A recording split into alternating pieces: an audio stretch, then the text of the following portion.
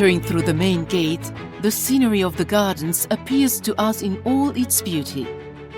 Still astonishes the tourist today, as it did in the 18th century when the nobility hosted the Duke in his parties. His intention was precisely to create amazement with a scenographic, sumptuous and fashionable garden like the gardens of the great European courts of Versailles or Schönbrunn.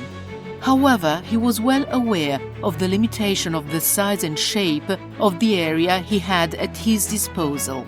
The Duke appointed Giuseppe Bianchi to carry out the project under his supervision, rapidly leading to the spectacular result that was to be the envy of all the patricians who had gradually occupied the hills with increasingly beautiful villas.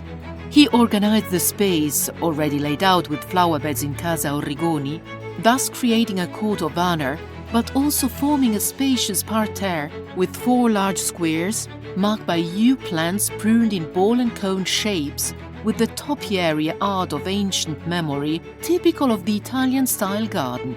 However, there were also many variations in the French style, with the inclusion of flowering arabesques, the wide central avenue culminating in the circular fountain, and the play of grassy slopes.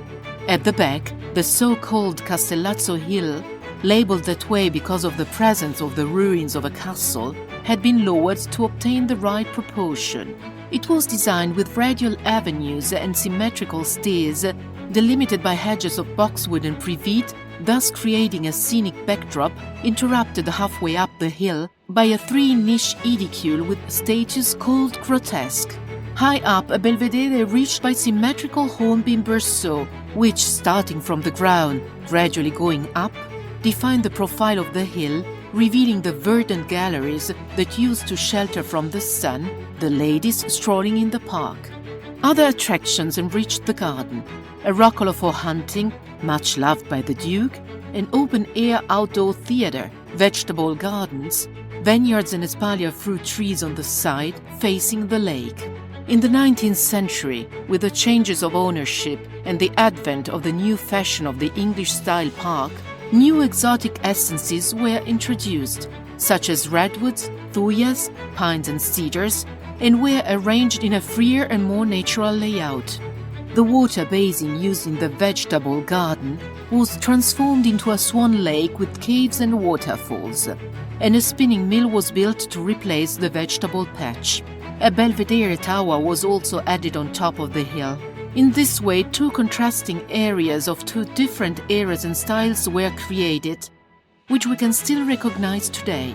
The municipality of Varese, which bought it in 1882, introduced other valuable essences, and in 1948 enlarged the park with the addition of the adjacent Villa Mirabello property, now the headquarters of the civic museums, and the related park with centenary trees, beeches, liriodendrons and ginkgo biloba. Historic monumental trees still belong to the large public park. One stands out among them all: the majestic and mighty cedar of Lebanon.